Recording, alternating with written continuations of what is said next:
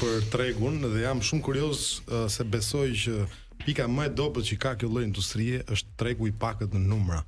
Pra kam përshtypjen që të gjithë ta këngëtarët, të gjithë ky lloj tregu nuk angazhohen dhe nuk investohen shifrat më dha financiare, sepse tregu shqiptar është treg i vogël në numra. Pra ky festival që ju po kryeni, ka një lloj targeti për të ndërlidhur. Unë nuk do ta thoja këtë, po është vërtet që numri i audiencës është i vogël krahasuar me vende të tjera për shembull, por është një lloj është një audiencë që investon, pra shpenzon.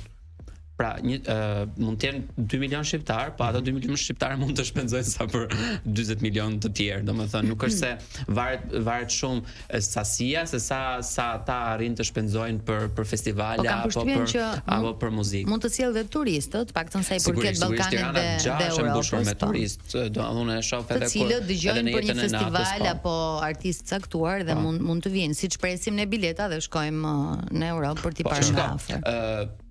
Në këtë Expo Festival qëllimi kryesor nuk është fitimi. Domethënë është një projekt aq i madh. Është më shumë bërja, domethënë nisja e një iniciative që përveç se do t'i vlej të gjithë pjesëtarëve të këtij, si të themi, komuniteti, artistësh, menaxherësh, PR-ësh, influencerësh, të gjithë ata që punojnë me këtë punë.